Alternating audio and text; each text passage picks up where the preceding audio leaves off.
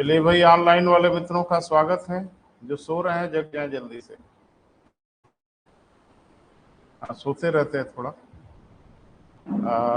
चर्चा क्या हो रही थी बेटा, थोड़ा याद दिलाएं। संभवतः हिमालय पे बात हो रही थी। 2 मिनट में रिवाइज करके फिर आगे बढ़ते हैं। मैंने बताया था हिमालय का निर्माण 3 क्रमिक उत्थानों के परिणाम स्वरूप हुआ। बोले बेटा,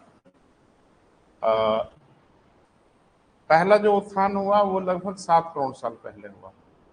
उससे क्या बना बेटा? बृहद हिमालय का निर्माण हुआ। 2 हिस्सों में बांट लेते हैं हम लोग, ट्रांस हिमालय और ग्रेट हिमालय। क्लियर है? दूसरा जो उत्थान हुआ वो लगभग 3 करोड़ साल पहले हुआ। इससे क्या निर्मित हुआ बेटा?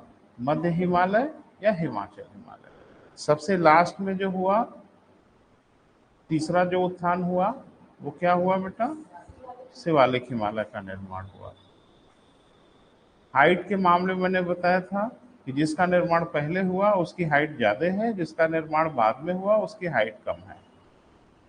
एक की हमने चर्चा किया था आपसे, एक क्या बल्कि 2 पे बात कर लिया हम लोगों ने। ट्रांस हिमालय भी हो गया। तो ट्रांस हिमालय उत्तर से दक्षिण किस क्रम में है बेटा? नाम बता दें जल्दी से। काराकोरम, लद्दाख और जास्कर के रूप में है। ठीक है। महान हिमालय को हमने कहा कि सिंधु नदी से लेकर ब्रह्मपुत्र नदी तक हम लोग इसका विस्तार मानते हैं। जहां से सिंधु नदी प्रवेश करती है वहां नंगा पर्वत है, और जहां से ब्रह्मपुत्र नदी प्रवेश करती है वहां नामचा बरवा है। क्लियर है बेटा? इसके बीच को हम लोगों ने नदियों से सीमा चिन्ह में बांटा है, क्योंकि बहुत बड़ा इलाका था तो उसके छोटे छोटे हम लोगों ने खंड किया, जिसका नाम था पंजाब हिमालय, हुमायूं हिमालय, नेपाल हिमालय और असम हिमालय, पश्चिम से पूर्व की ओर बढ़ने के क्रम में। अगर नदियों की बात करें तो सिंधु से सतलज, सतलज से काली, काली से तीस्ता और तीस्ता से ब्रह्मपुत्र। क्लियर है बेटा? ये सबसे ऊंचा भाग है, मैंने पहले भी बताया था। और चौड़ाई इसकी थोड़ी कम है, ऊंचाई ज्यादा है। चौड़ाई लगभग 25 किलोमीटर की औसत चौड़ाई है। किसकी बेटा? महान हिमालय की। सर्वाधिक ऊंचाई जो देखने को मिलती है इसकी, वो नेपाल हिमालय में। और मोटा सा परिचय भी मैंने आपसे कराया था कि पश्चिम की ओर इसकी चौड़ाई ज्यादा है और पूरब की ओर थोड़ी इसकी ऊंचाई ज्यादा है। तो माउंट एवरेस्ट कौन से हिमालय में है? पंजाब हिमालय, कुमायूं हिमालय, नेपाल हिमालय, असम हिमालय। तो किसमें नाम लेंगे? नेपाल हिमालय में। माउंट एवरेस्ट किन 2 नदियों के बीच में है? माउंट एवरेस्ट किन 2 नदियों के मध्य है? हाँ, तो यही सब प्रोसेस करना है, घर पे बैठ के काम हो जाएगा। हेडिंग बनाइए बेटा आगे, जिसको हम लोग क्या कहेंगे बेटा? मध्य हिमालय या शिवालिक हिमालय। आज इसी पे चर्चा करेंगे बेटा। कल शुरू करेंगे भारत की जलवायु, है ना, उस पर बात करेंगे। आज जिसको हम फिनिश करेंगे, बड़ा नहीं है, छोटा टॉपिक है। क्या है बेटा? मध्य हिमालय, या इसी को हम लोग क्या बोलते हैं बेटा? हाँ, लेसर हिमालय कहा जाता है इंग्लिश में। इसको लेसर हिमालय, उसको ग्रेटर हिमालय और इसको लेसर हिमालय कहा जाता है। लेसर, लेस से बना है लेसर हिमालय। बहरहाल, तो एक लाइन लिख ही लें तो ज्यादा अच्छा है। लिखें, बृहद हिमालय के उपरांत द्वितीय उत्थान के परिणाम स्वरूप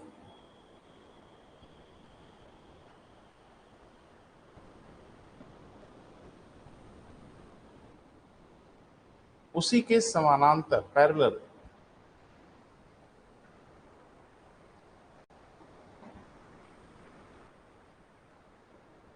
मध्य हिमालय या हिमाचल हिमालय का निर्माण हुआ। मध्य हिमालय या हिमाचल हिमालय का निर्माण हुआ।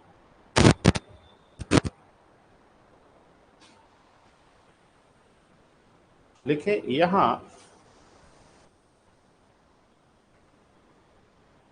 हिमालय की चौड़ाई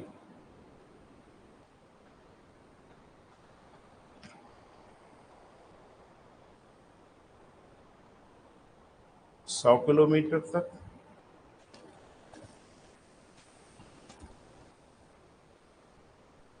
तथा ऊंचाई, औसत ऊंचाई की बात हो रही है बेटा, तथा औसत ऊंचाई 3000 मीटर तक है।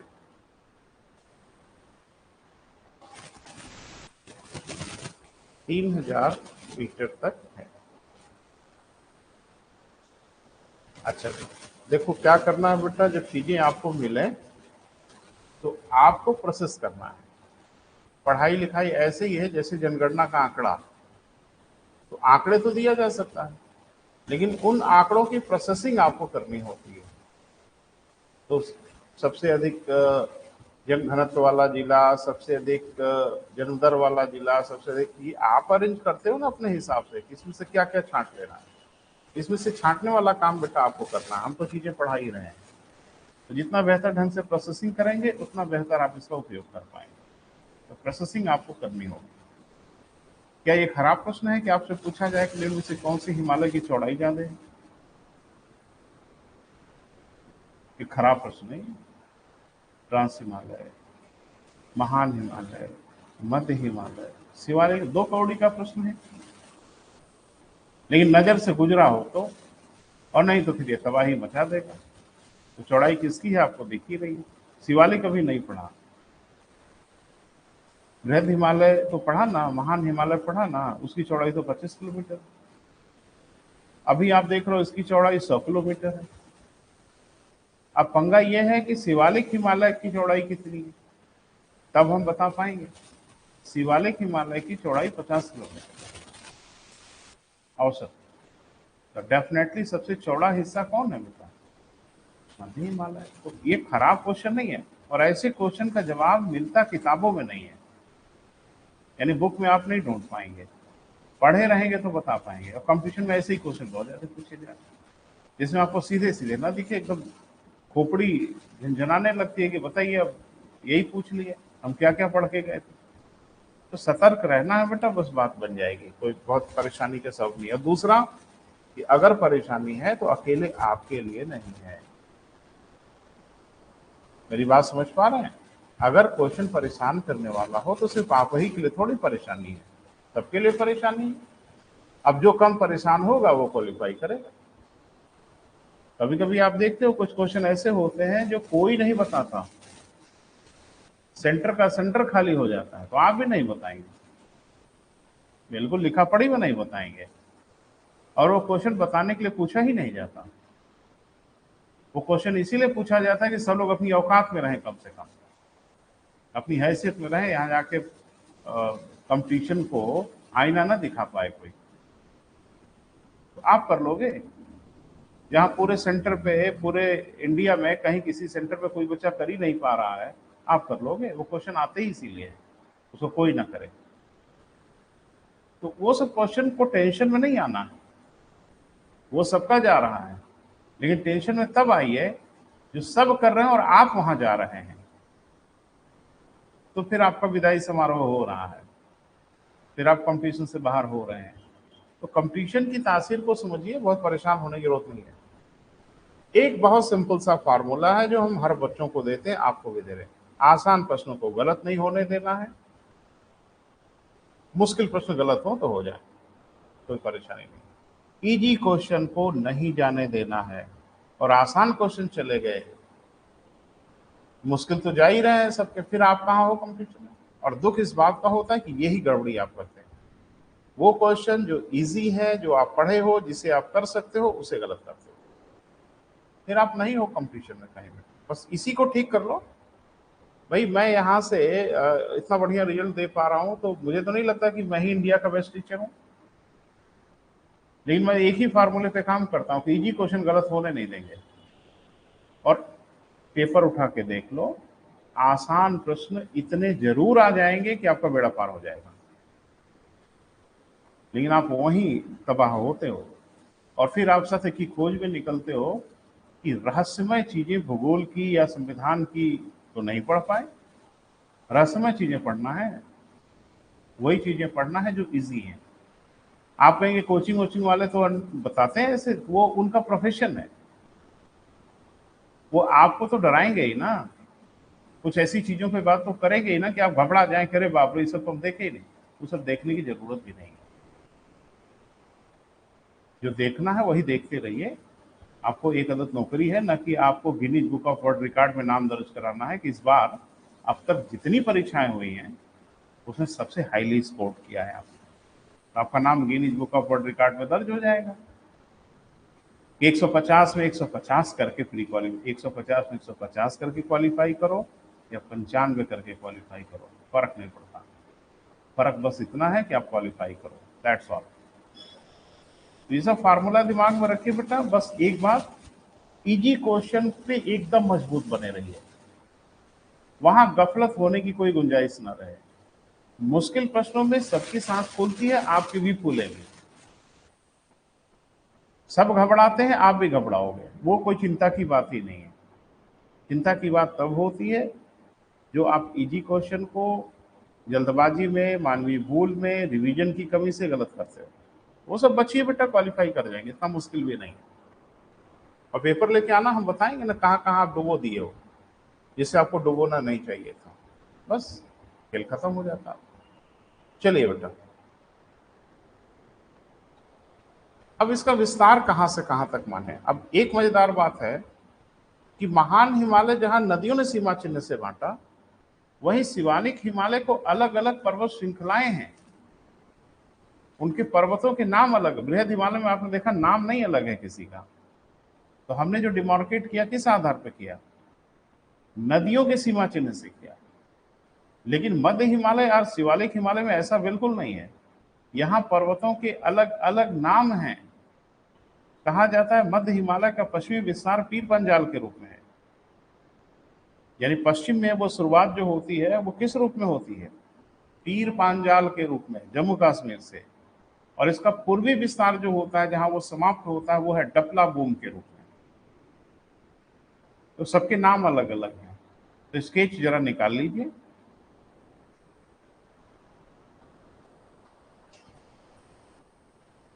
और मैप में थोड़ा काम कर लीजिए।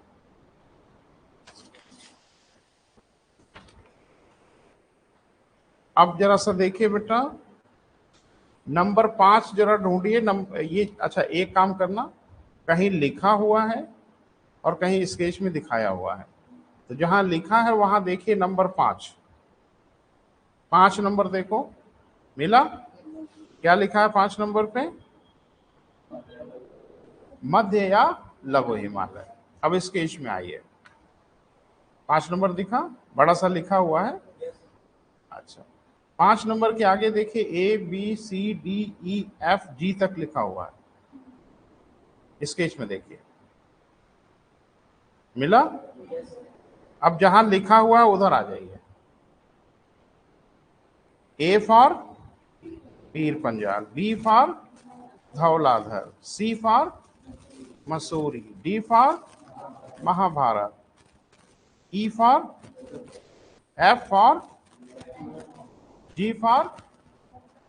तो अगर ध्यान से देखें तो शुरुआत हुई है पीर पंजाल से और अंत हुआ है किससे बेटा? डफला बॉम के रूप में।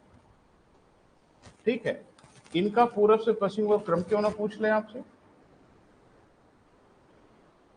जानते हो क्या पूछा? पूछा कि ब्लैक माउंटेन कहाँ है। और 99.9% भारत के बाहर निकल गए कि अगर ब्लैक माउंटेन है तो भारत में तो नहीं होगा, क्योंकि नाम भारतीय जैसा हो। कोई जर्मनी पहुंच गया, कोई फ्रांस पहुंच गया, कोई यहां पहुंच गया, कोई वहां पहुंच गया, विकल्प में था। तो ब्लैक माउंटेन भैया जी भारत में है। ब्लैक माउंटेन हिमालय का हिस्सा है। ब्लैक माउंटेन लघु हिमालय या मध्य हिमालय का हिस्सा है। पड़ोसी कौन कौन है ब्लैक माउंटेन के, वो भी आप बता सकते हैं। तो अब आपका काम कुछ ज्यादा है, मेरा काम थोड़ा कम है ना बेटा? थोड़ा लिखे फिर। ये क्लियर हुआ बेटा? इसीलिए मैंने यहाँ स्केच में भी दिखा दिया है और शब्दों में लिख भी दिया है, ताकि आपको थोड़ा क्लियर हो। घर पे बैठ के याद कर जाइएगा। क्या याद करना है? पीर पंजाल, धौलाधर, मसूरी, महाभारत, डोकिया, ब्लैक माउंटेन, डपला बो। 1000 2000 बार ऐसे रिपीट करिए, याद हो जाएगा। और इसको याद कर लें ही तो बेहतर है आपके लिए। क्लियर है बेटा? अच्छा, थोड़ा सा शब्दों में लिख लो बेटा, घर पे देखिएगा, आइडिया मैंने दे दिया, घर पे उसको देखिएगा आराम से। हाँ, देखिए मध्य हिमालय का पश्चिमी विस्तार, मध्य हिमालय का पश्चिमी विस्तार पीर पंजाल के रूप में है। पीर पंजाल कहाँ है? हाँ, जम्मू कश्मीर। अभी कहीं कुछ मुठभेड़ बड़ी लंबी चल रही थी, अब शायद समाप्त हो गई है। तो कहाँ चल रही थी मुठभेड़? पीर पंजाल में ही चल रही थी। वो जो पहाड़ी है ना बेटा, वही पीर पंजाल है। वहां भी लोकल अलग अलग नाम दिए गए हैं इलाके के हिसाब से, लेकिन वो वास्तव में क्या है बेटा? पीर पंजाल है, जम्मू कश्मीर में है। क्लियर है? और एक तो घाटी है जिसका नाम है श्रीनगर की घाटी। थोड़ा धैर्य रखिए, आगे हम बताएंगे। श्रीनगर की घाटी, घाटी कहाँ होती है? दो पहाड़ों के बीच में, वही ना घाटी होती है।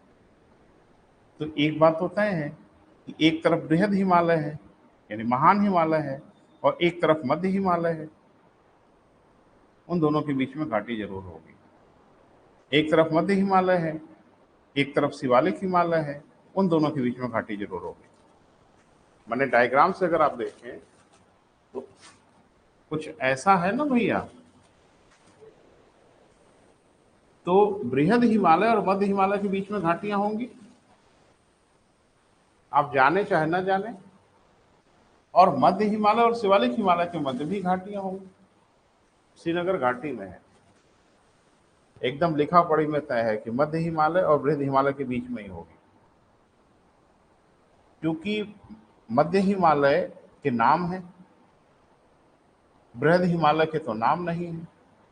तो आपसे पूछेगा किसके किसके बीच में, यानी श्रीनगर की घाटी किसके किसके मध्य है? ये पीर पंजाल और महान हिमालय के बीच में, जम्मू कश्मीर। काठमांडू की घाटी पूछेगा आपसे, काठमांडू घाटी में है। काठमांडू का नाम सुने हो ना? कहाँ है? बर्मा में, बर्मा में ही है ना? अच्छा, नेपाल में है, वेरी गुड। तो नेपाल में है तो डेफिनेटली ये मध्य हिमालय और बृहद हिमालय के बीच में होगा। बोल नहीं रहे। तो जाहिर सी बात है कि बृहद हिमालय का तो आप कह सकते हो कि नेपाल हिमालय, दो नदियों के बीच का हिस्सा है तो नेपाल हिमालय हो गया। इधर कौन है?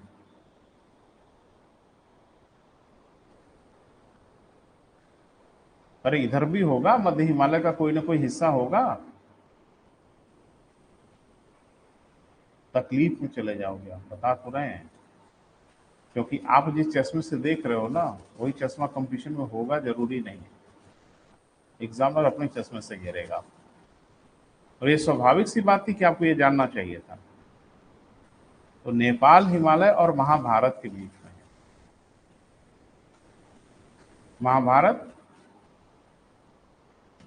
मैंने धर्म ग्रंथ की बात नहीं कर रहे, महाभारत पर्वत की बात कर रहे हैं। देखो कहीं महाभारत दिख रहा है?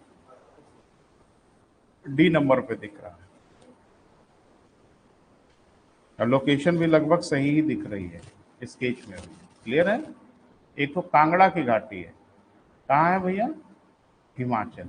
बड़ा अच्छा लगा था, हिमाचल बताए थे। लेकिन कांगड़ा की घाटी किसी किसी के बीच में होगी। सहज तब हो जाएगा जब वो खाली हिमालय का नाम ले लेके पूछे। बृहद हिमालय लघु हिमालय के बीच में बिल्कुल तय है, लेकिन बृहद हिमालय का भी कोई हिस्सा होगा और लघु हिमालय का तो पर्वत का नाम है। ये धौलाधर और बृहद हिमालय के बीच। अभी हम सब लिखा देते बेटा, परेशान मत होइए। लिखे लघु, अच्छा इसकी ऊंचाई ऊंचाई अभी नहीं ना लिखे हो बेटा? लिखे लघु हिमालय की चौड़ाई लिख लिए हो? ऊंचाई ऊंचाई अभी नहीं ना लिखे हो? ऊंचाई और चौड़ाई अभी आपने शायद नहीं लिखी। हाँ तो हो गया है, फिर दोबारा क्यों लिखेंगे? यानी इसकी जो ऊंचाई है 3000 मीटर के आसपास है और चौड़ाई कितनी है बेटा, 100 किलोमीटर के आसपास है। उसी पे तो बातचीत होने लगी थी आपसे। 12 लिखें, लघु हिमालय अथवा मध्य हिमालय के दक्षिणी ढालों पर। आगे लिखो, सेंटेंस पूरा नहीं हुआ है बेटा, सेंटेंस पूरा कर लीजिए, उसके आगे लिखिए।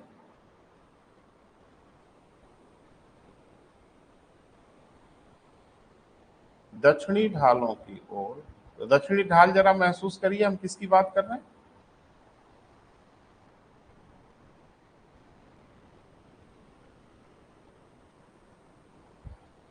देखो अगर लिखना है तो बोलो, हम फटाफट लिखा देते हैं, काम हो जाएगा, आधे घंटे 35 मिनट में निपट जाएगा मामला, कोई बहुत परेशानी नहीं है। जब हमने कहा कि लघु हिमालय या मध्य हिमालय के दक्षिणी ढाल, एक्चुअल में है क्या बेटा कि उत्तर का जो ढाल है यानी महान हिमालय की जो ढाल है वो थोड़ा गुत्थम गुत्था वाला है। गुत्थम गुत्था मतलब गज गया है वो बृहद हिमालय से, बोल नहीं रहे। लेकिन दक्षिण की तो ये पहाड़ है, तो एक इसका ढाल महान हिमालय की ओर है और एक इसका ढाल शिवालिक की ओर है। तो जो महान हिमालय की ओर ढाल है उसको उत्तरी ढाल कहते हैं, और जो हम लोगों की ओर वाला ढाल है उसको क्या कहते हैं, दक्षिणी ढाल। तो दक्षिणी ढाल जो है उस पे घास के मैदान पाए जाते हैं। ध्यान रखना, मध्य हिमालय में ही क्या पाए जाते हैं बेटा, घास के मैदान पाए जाते हैं। इन घास के मैदानों में बीच बीच में कोणधारी वन पाए जाते हैं। जब वन पढ़ाएंगे ना बेटा तो वृक्षों वगैरह के नाम हम डिटेल में लिखाएंगे। लेकिन इसके दक्षिणी ढालों की ओर घास के मैदान पाए जाते हैं और बीच बीच में कोणधारी कॉनिफोरस, जिसको हम लोग बोलते हैं कभी कभी टाइगा वनस्पतियां,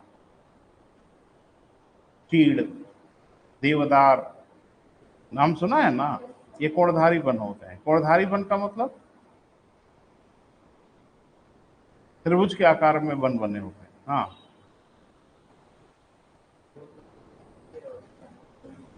बहुत लंबे लंबे होते हैं, वेरी गुड।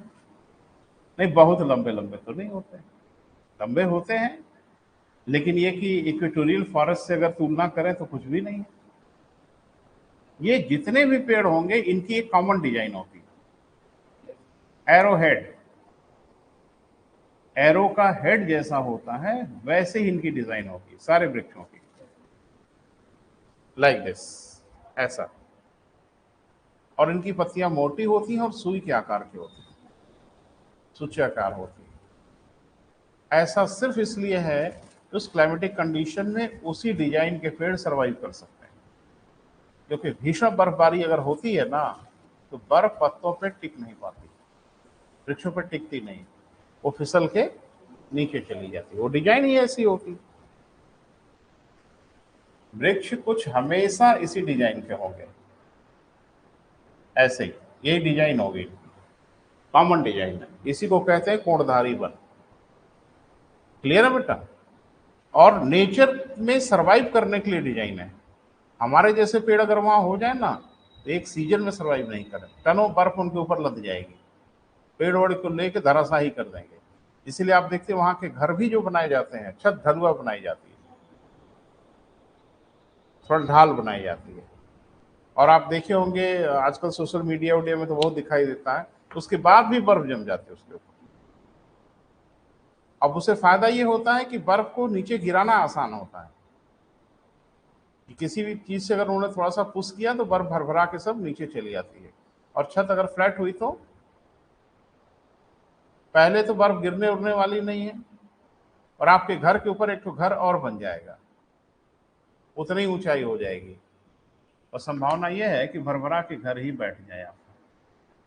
तो सब नेचर। अच्छा, यार इधर भी ढलुआ बनाने लगे हैं लोग छत, इधर जो ढलुआ छत बनाते हैं तो फैशन का मामला है भाई, वो जरूरत का मामला नहीं है, वो डिजाइन का मामला है, वो जो इंजीनियर था उसके दिमाग की उपज है, थोड़ा खूबसूरत लगे, अच्छा लगे। लेकिन हमारे यहाँ उसकी बहुत रिक्वायरमेंट नहीं है, वहाँ रिक्वायरमेंट है। तो घास के मैदान पाए जाते हैं, भूलना मत। मध्य हिमालय पढ़ा और ये नहीं पढ़ा तो आपने कुछ भी नहीं पढ़ा। घास के मैदानों को जम्मू कश्मीर में मर्ग कहा जाता है। घास के मैदानों को जम्मू कश्मीर में क्या बोला जाता है बेटा? मर्ग। नाम सुना है? नहीं? गुलमर्ग लगा है मर्ग ना? सोनमर्ग, अरे वहां 72 ठो मर्ग हैं, आप खाली गुलमर्ग सुने हो जो कि ज्यादा प्रचलित है। तो मर्ग माने क्या है बेटा? घास के मैदान है, उनको मर्ग बोला जाता है। वही घास के मैदान उत्तराखंड में मर्ग नहीं बोले जाते। उत्तराखंड में इन्हें बुग्याल या पयार कहा जाता है। क्या कहा जाता है बेटा? बुग्याल, अभी हम बोर्ड पे लिख दे रहे हैं, या पयार। खूब पूछा है, हनक से पूछा है। बुग्याल क्या है, पयार क्या है? तो क्या है बेटा?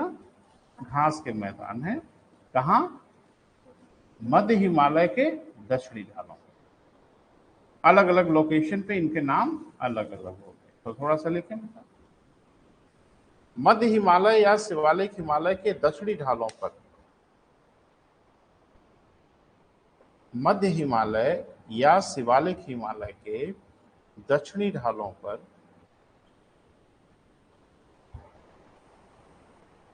क्या बेटा? घास के मैदान पाए जाते हैं। ढालों पर, पहाड़ों की ढालों पर घास के मैदान पाए जाते हैं।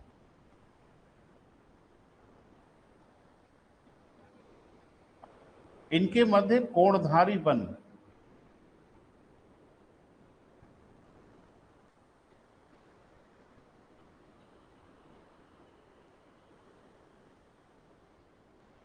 कोणधारी वनों का एक बड़ा प्यारा सा नाम और है बेटा जी। नहीं नहीं, कैनोपी तो विश्वती क्षेत्रों में है। कैनोपी कहाँ है ये तो एकदम एरोहेड जैसा दिख रहा है। यानी कोणधारी वनों को ज्योग्राफी में हम लोग टैगा वनस्पति भी कहते हैं। अभी बचपन में पढ़ा होगा ना, टैगा टुंड्रा, इसको टैगा वनस्पति भी कहा जाता है। टाइगा या टैगा, ध्यान रखना, टाइगा क्षेत्रों में जितने वृक्ष होंगे, है ना बेटा, सब इसी डिजाइन के होंगे। उनका नाम कुछ भी हो, डिजाइन ऐसे ही होंगे। क्लियर है? क्यों होंगे मुझे लगता है बेहतर समझ रहे हैं। और एक और मजेदार बात बताऊं, जैसे चीड़ है, देवदार है, ये टाइगा वनस्पति के वृक्ष हैं। और कहा जाता है कि इन पेड़ों की लकड़ियां बड़ी मुलायम होती हैं। चलो सुन लो थोड़ा। किसी वृक्ष की लकड़ी या कोई घास कड़ी होगी या मुलायम होगी, इसको सिर्फ एक फैक्टर निर्धारित करता है, और वो फैक्टर है सूर्यताप। आपने पढ़ा था ना कि सवाना क्षेत्र की वनस्पतियां बड़ी होती हैं, घासें बड़ी होती हैं, 3-3 मीटर की घासें होती हैं। और सीधी सी बात है, कोई घास अगर 3 मीटर की होती होगी तो 3 मीटर की लंबाई संभालने की औकात भी होनी चाहिए। पर डेफिनेटली वो थोड़ी मोटी होती होंगी, उनकी जड़ें कठोर होती होंगी। और स्टेपी में क्या पढ़ा था? घासें छोटी होती हैं, मुलायम होती हैं। काहे होती हैं? टेम्परेचर घट गया। तो टेम्परेचर लकड़ियों की क्वालिटी को निर्धारित करता। मैंने एक बार क्वेश्चन देखा, निम्न में से किसकी लकड़ी मुलायम होती है, इसमें पूछते हुए मैंने देखा। बच्चा तो ये हैरत में पड़ जाता है कि लो भैया अब ये भी पढ़े कि किसकी लकड़ी कठोर होती है, किसकी लकड़ी, ना ना ना ना ना ना, ये नहीं पूछने का माहौल था। उसके पूछने का माहौल ये था कि डिफरेंट टाइप के फॉरेस्टेशन के कुछ महत्वपूर्ण वृक्षों का नाम पता है, और अगर पता है तो धर ही लेंगे। अगर हम कहें सिंकोना, आबनूस, रबड़, महोगनी, अगर आपको ये पता है कि विश्वती क्षेत्र के ये वृक्ष हैं, तो लिखा पढ़े में आपको ये पता होना चाहिए क्योंकि लकड़ियां बहुत कठोर होंगी। आबनूस बहुत कठोर, बहुत कड़ी होती हैं लकड़ियां। अगर आपको टैगा वनस्पति के कुछ वृक्षों का नाम पता है, अभी मैं बार बार बोल रहा हूं, चीड़ और देवदार। भारत में तो चीड़ देवदार नहीं है, और भी है, जैसे पूर्वी हिमालय मैंने कहा ना कि वनस्पतियों का विस्तार कुछ ज्यादा ही है, फ्लोरा फ्यूना कुछ ज्यादा ही है। तो इधर तो चीड़ देवदार दिख रहा है, उधर फिर लॉरेल दिखेगा, ओक दिखेगा, मैग्नेलिया दिखेगा, चीड़ देवदार के साथ साथ। तो एक बात तो तय हो गई बेटा, ये टैगा वनस्पति है, सूर्यताप की कमी है, लकड़ियां मुलायम होगी। बस यही आपको ढूंढना था विकल्प से। तो पूछते कुछ अलग है, निशाना कुछ अलग होता है। और जो बच्चा समझता है उसके लिए क्वेश्चन सहज हो जाता है, जो नहीं समझता है वो घर आके अब वृक्ष लकड़ी याद कर रहा है। याद करते रह जाओगे, कर फिर नहीं पाओगे अगली बार भी। ये सब समझना है बेटा। चीड़ की लकड़ियां मुलायम होती है, सॉफ्ट होती है, बिल्डिंग कंस्ट्रक्शन वगैरह बहुत यूज किया जाता है। और अच्छी बात यह कि आजमगढ़ में मिलेगी, वो कहीं भी मिलती है चीड़ की लकड़ी। पहले मेरा ऑफिस वुडन था, लकड़ी का था। वो कोविड में साल भर बंद रहा तो खराब हो गया। तो उसके पिलर्स जो बना रहा था ऑफिस, उसने कहा सर इसको चीड़ की लकड़ी की लगाइए। तो हमने कहा यार तुम एक एक बवाल करोगे, अब चीड़ की लकड़ी लाने हिमालय जाए? तो कहा कि नहीं नहीं मिल जाएगी। तो लेके आया लकड़ी, तो मुझे दिखाया भी और फिर उसकी क्वालिटी भी दिखाया। जैसे बुरादा निकलता है ना लकड़ी को काटने से, उसके बुरादे को हाथ में लीजिए और दबा दीजिए, ऑयल निकलने लगेगा, तेल निकलने लगेगा। उसमें तेल के अंश बहुत ज्यादा होते हैं ताकि बर्फबारी से बच सके। और उन लकड़ियों की बड़ी भारी खासियत है कि हरा पेड़ जलने लगता है।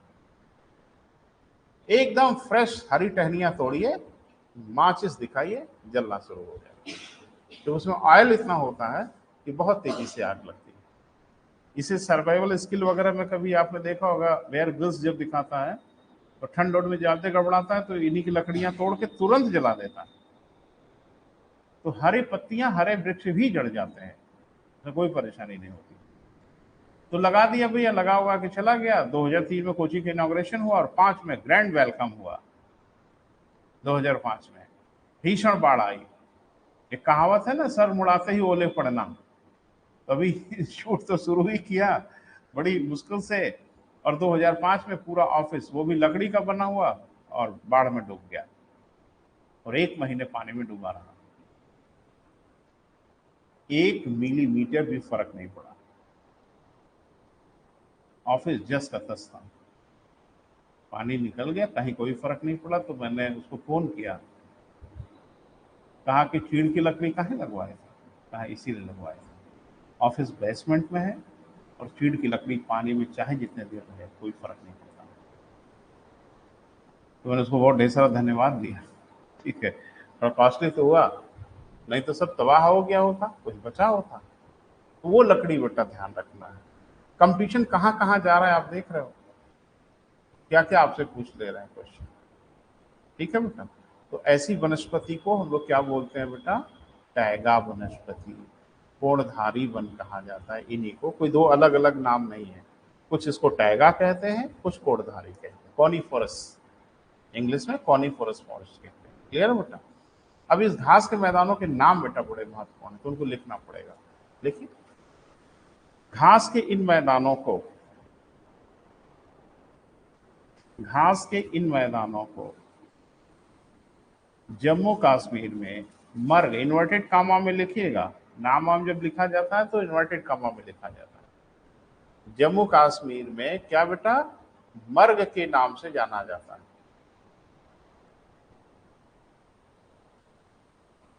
तो वहां जिस नाम के साथ मर्ग जुड़ा हो,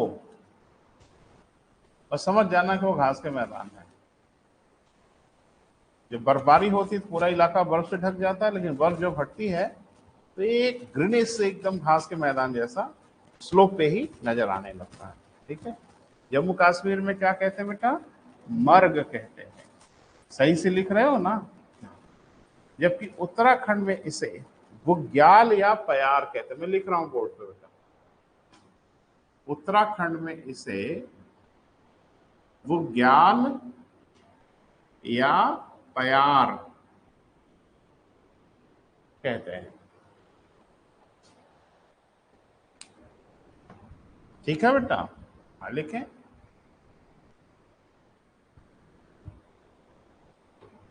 बृहद हिमालय तथा लघु हिमालय के बीच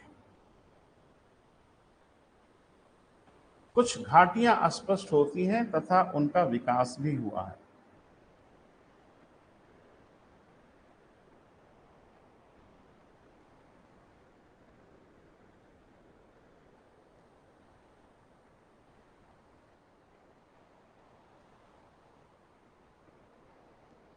उनका विकास भी हुआ है। मैं क्या कह रहा हूं बेटा, वो थोड़ा समझने की कोशिश करो। बृहद हिमालय तथा लघु हिमालय के बीच घाटियां होनी ही चाहिए, हाँ या ना? लेकिन चूंकि ये आपस में इतना गुत्थम गुत्था है बेटा कि हर जगह ये घाटियां बहुत स्पष्ट नहीं दिखती, एकदम पहाड़ एक दूसरे के ऊपर ओवरलैप कर रहे हैं। कुछ जगह ये घाटियां बड़ी स्पष्ट हैं और उन घाटियों का विकास भी हुआ है, डेवलपमेंट भी हुआ है। जैसे मैं कुछ का नाम ले रहा हूं, जैसे एक तो मैंने बोला था श्रीनगर की घाटी, एक मैंने कहा कांगड़ा की घाटी, और कुल्लू मनाली भी घाटी में ही है। और नज़ारा आपने देखा इस बारिश में कि सारा लैंडस्लाइड भरभरा के घाटी में ही हो रहा था। और कहाँ होगा लैंडस्लाइड, पहाड़ गिरेगा तो घाटी में जाएगा, सीधी सी बात है। काठमांडू की घाटी, तो थोड़ा नाम लिख लो बेटा। पहला श्रीनगर की घाटी, किसके किसके बीच है बेटा? नहीं, किसके किसके बीच है वो तो एकदम तय है कि महान हिमालय और लघु हिमालय के बीच है। लेकिन थोड़ा स्पेसिफिक अगर हो जाए तो पंजाब हिमालय और पीर पांजाल के मध्य।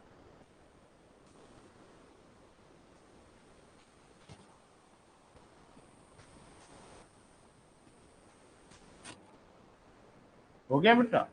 कांगड़ा की घाटी, अब हिमाचल याद करके गाड़ी नहीं चलेगी। कांगड़ा वैली किसके किसके बीच में बेटा? कुमायूं हिमालय और धौलाधर के मध्य है। कुमायूं हिमालय और किसके बेटा? धौलाधर के मध्य है। हो गया बेटा। आगे नेपाल हिमालय, अरे सॉरी सॉरी सॉरी सॉरी, क्या बोल दिए, काठमांडू की घाटी। पहले तो घाटी का नाम लिख लो, काठमांडू की घाटी, काठमांडू घाटी में है बेटा।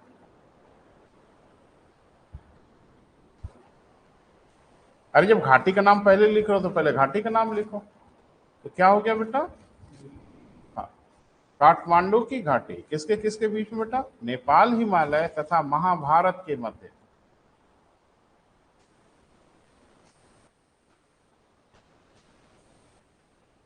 क्लियर है बेटा? इन घाटियों का काफी डेवलपमेंट हुआ है, विकास हुआ है, जनसंख्या भी वहां ठीक ठाक रहती है। क्लियर है? अब हेडिंग बना लीजिए बेटा, शिवालिक हिमालय।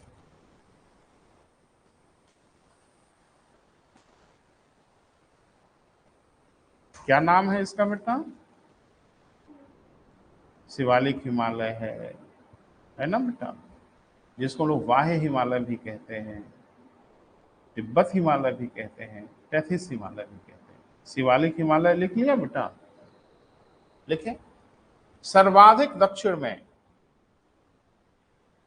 लघु हिमालय के समानांतर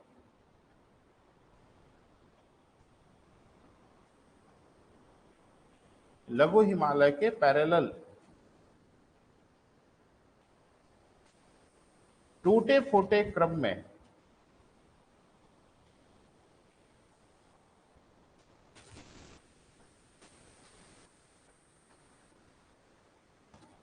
इसका विस्तार है।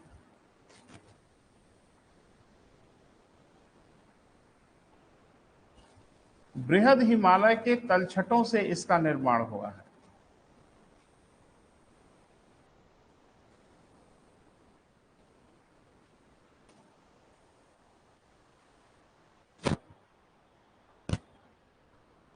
बृहद हिमालय के तलछटों से इसका निर्माण हुआ है। इसकी ऊंचाई 1200 मीटर जबकि चौड़ाई 50 किलोमीटर तक देखी जाती है।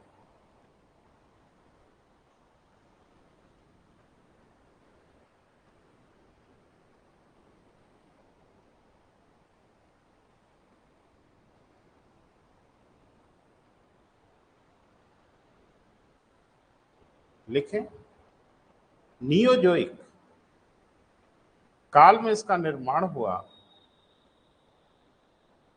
इसलिए यह सबसे आधुनिक पर्वत है। आधुनिक माने नया, सबसे नया पर्वत है।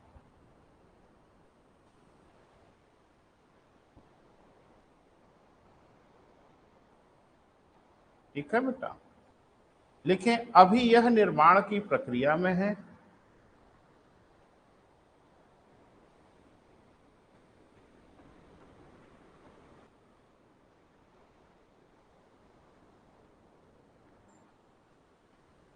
इसमें मिट्टियों की बहुतायतता है, मिट्टियां अधिक हैं।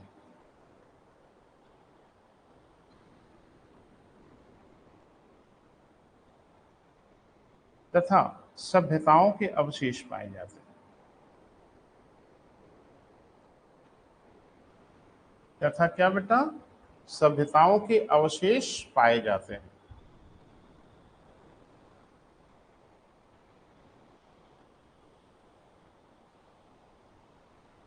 अब जानते हो वो लाइन जो लास्ट में लिखा है ना, यही पूछा कि शिवालिक हिमालय की क्या विशेषता है।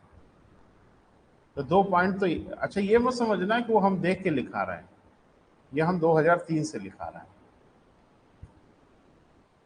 और क्यों लिखा रहे हैं बेटा? इसी उम्मीद में कि शायद आपको कभी पूछें, और पूछा। शिवालिक हिमालय की विशेषता तो 4 पॉइंट दिया, 1 2 3 4 करके। पहला यही था कि सभ्यताओं के अवशेष पाए जाते हैं, मिट्टियों के अवशेष पाए जाते हैं, फलाना ढिमाका। और उत्तर आपको देना था 1 2 3 4 1 3 4 लाइक दिस। तो जो भी बताया जा रहा है बेटा, उसका किसी न किसी कारणों से महत्व है। पढ़ते समय लगता है कि ये लिखाना कौन जरूरी था। जरूरी था तभी लिखाया जा रहा है, और नहीं जरूरी होता तो बिल्कुल नहीं लिखाया जा रहा। क्लियर है बेटा? लिखें शिवालिक हिमालय का पश्चिमी विस्तार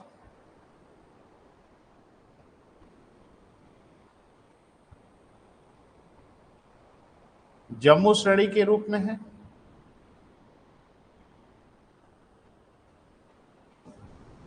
जबकि पूर्वी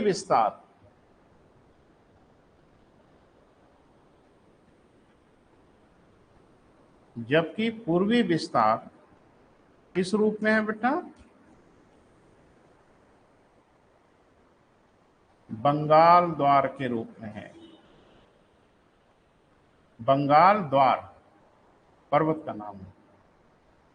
यानी जो शिवालिक है ना बेटा, ये भी कई पर्वतों के समूह के रूप में है। यहां भी सबके अलग अलग नाम है। जैसे मैंने बोला कि पश्चिम में क्या है बेटा? जम्मू श्रृंखला, और पूर्व की ओर इसका अंत होता है कहाँ? बंगाल द्वार के रूप में। वही वो मिल जाता, गुत्थम गुत्था कर लेते हैं सब। स्केच एक बार फिर से निकाल लीजिए, मैप निकालिए एक बार।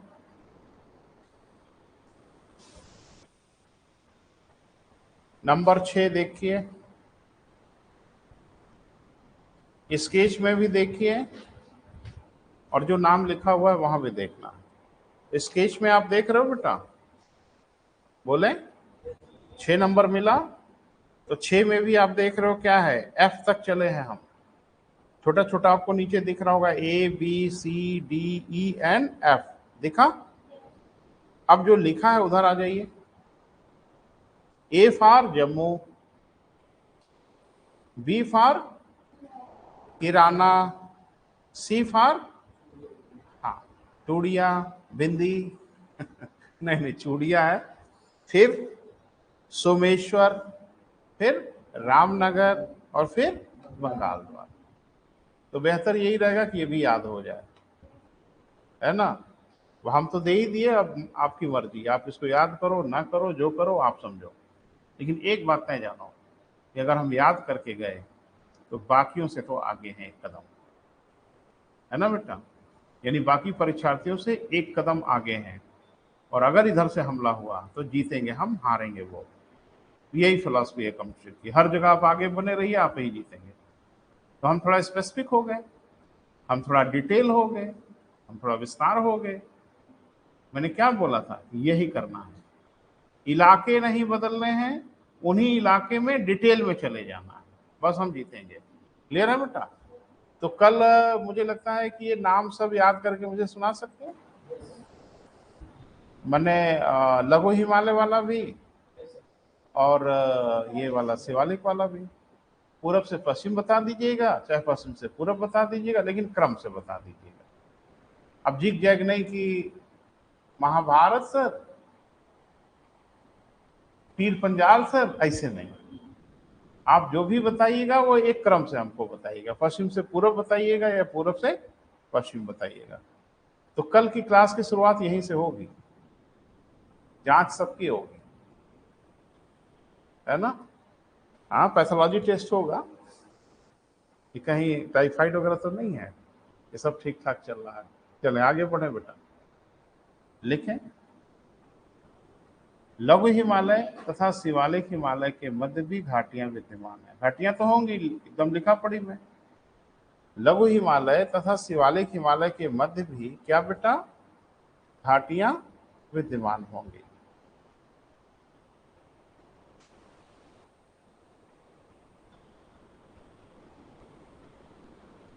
ठीक है, तो इनका भी कुछ नाम वाम होगा। इन घाटियों को सुनो सुनो सुनो सुनो, अरे एकदम लिखने पर मता माता होइए। जैसे आप देख रहे थे कि जो घाटियां थी महान हिमालय और लघु हिमालय के बीच में, उन घाटियों के स्थान के आधार पर नाम दिया गया। जैसे हमने कहा श्रीनगर की घाटी, कांगड़ा की घाटी, कुल्लू मनाली की घाटी, काठमांडू की घाटी। घाटी घाटी बोला ना हर जगह, ध्यान रखना। लघु हिमालय और शिवालिक हिमालय के मध्य की जो घाटियां हैं उनको घाटी घाटी नहीं बोलते। उनको दो ही नाम से संबोधित किया जाता है, या तो दून या तो द्वार। यानी उनके नाम के साथ या तो दून लगेगा या तो द्वार लगेगा। कुछ याद आ रहा है दून द्वार वाला? जैसे हैं? अरे तो उत्तराखंड में है ही है, और कहाँ है? और इधर उधर भटक रहे हो क्या? तो दून या द्वार कहा जाता है। कोई दून याद है? देहरादून, कोटली दून, पाटली दून, 72 दून, नहीं 72 दून नहीं, वो बहुत दून है। जिनके साथ दून लगा तो समझ जाना कि वो घाटी है। इसके किसके बीच में? मध्य हिमालय और शिमालय। तो उनको दून भी कहते हैं और इनको दुआर या द्वार भी कहते हैं। दुआर, दुआर तो हम लोग गांव में प्रयोग करते हैं कि घर के सामने का जो खाली एरिया होता है उसको द्वार कहते हैं। लेकिन उत्तराखंड में से द्वार या द्वार कहते हैं किसको? घाटियों को। तो कोई द्वार याद है? हैं? नहीं नहीं, बंगाल द्वार तो पर्वत का नाम है। हरिद्वार, लो, इतना शानदार द्वार था भूल ही गए। तो हरिद्वार है, सीमा द्वार है, बहुत द्वार है वहां। क्योंकि हरिद्वार इसलिए आप जानते हो कि वो ज्यादा प्रचलित हो गया। हरिद्वार से मुझे लगता है कि हरिद्वार नहीं, ये देहरादून से। पर चलो एक उदाहरण बता देते हैं आपको।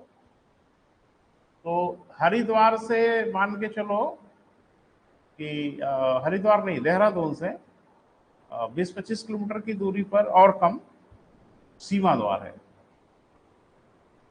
उसका नाम है सीमा द्वार।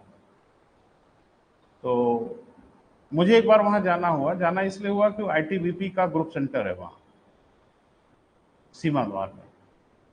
और मुझे लगता है उसी के लिए जाना भी जाता है। बाकी छोटा सा सिटी एरिया है।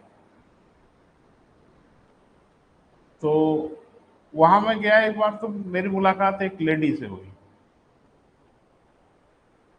और उस लेडी का नाम था संतोष यादव। नाम सुना है?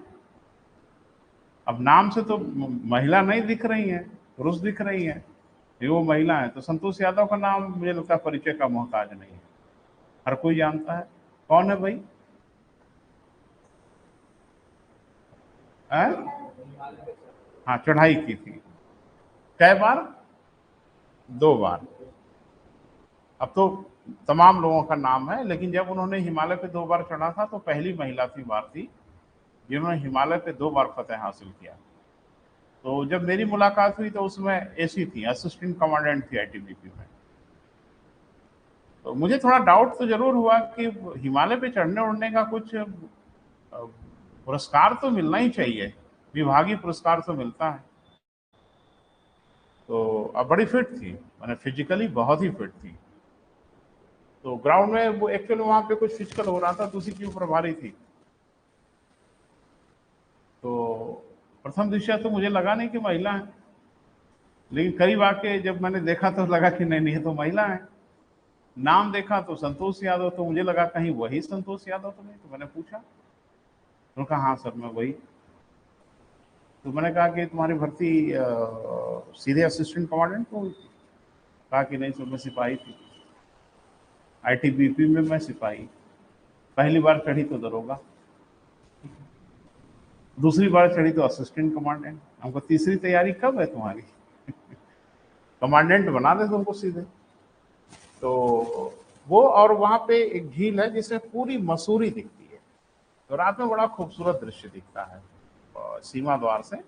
यानी उस झील में पूरा का पूरा, मसूरी थोड़ा ऊंचाई पे है तो झील क्या तालाब जैसा थोड़ा बड़ा है, तो उसमें पूरा मसूरी की लाइट वाइट इतना खूबसूरत दिखती है कि पूछो मत। तो भाई देखो उस इलाके में मेरा जाना वाना हुआ है तो भौगोलिक रूप से थोड़ा सा जानकारी भी है मुझे। आप भी कभी जाओ, घूमो घामो, अच्छी जगह है। बहरहाल क्लियर है बेटा, लिख लो। लघु हिमालय तथा शिवालिक हिमालय के, लिख लिया है बेटा? पूरा लिख लिया है? द्वार वार सब हो गया है? क्या लिखा है लास्ट लाइन बोलो? विद्यमान है, जिन्हें उत्तराखंड में, जिन्हें उत्तराखंड में दून या द्वार कहा जाता है, जिन्हें उत्तराखंड में क्या कहते हैं बेटा हम लोग? दून या द्वार कहते हैं।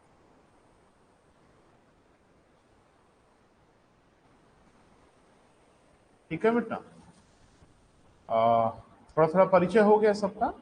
एक नोट बनाइए।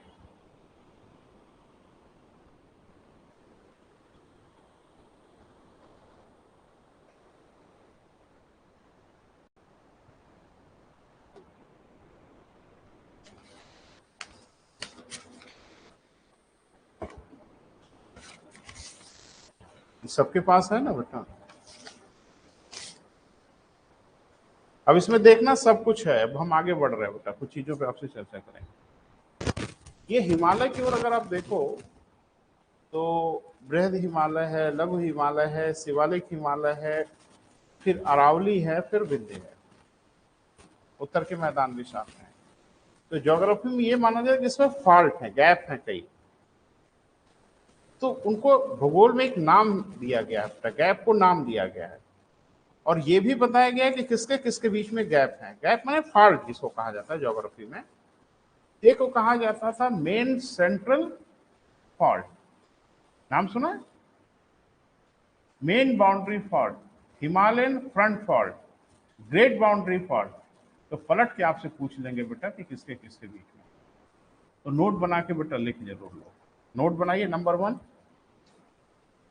मेन सेंट्रल थ्रस्ट, इनको इंग्लिश में ही लिखना पड़ेगा। मेन सेंट्रल थ्रस्ट, इंग्लिश का मतलब देवनागरी में भी लिख सकते हो, कोई परेशानी नहीं है। मेन सेंट्रल थ्रस्ट किसके किसके बीच में बेटा? 9, बृहद हिमालय तथा लघु हिमालय के, बृहद हिमालय तथा लघु हिमालय के मध्य डेफिनेटली फॉल्ट होगा, वैली है तो फॉल्ट होगा। इसको क्या बोला जाता है बेटा? मेन सेंट्रल थ्रस्ट, पहला हो गया।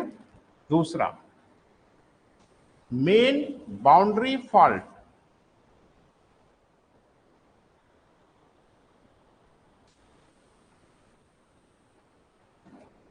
किसके किसके बीच में बेटा? लघु हिमालय तथा शिवालिक हिमालय के मध्य।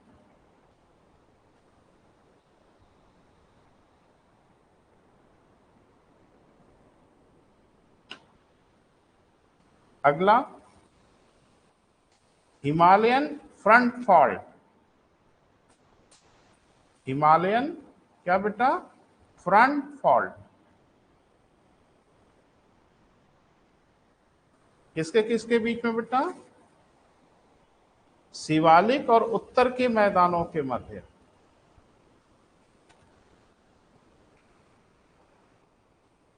ठीक है। अगला बेटा ग्रेट बाउंड्री फॉल्ट।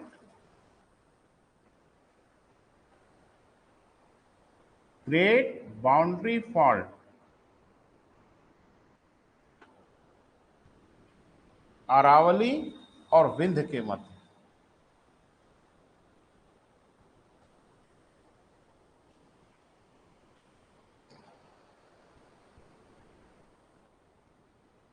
ठीक है बेटा, तो इसको प्लीज याद कर लीजिएगा। ठीक है, तथ्यात्मक चीज है बेटा, दिमाग में रख लीजिएगा और बहुत मजेदार हो जाएगा आपकी परीक्षा में।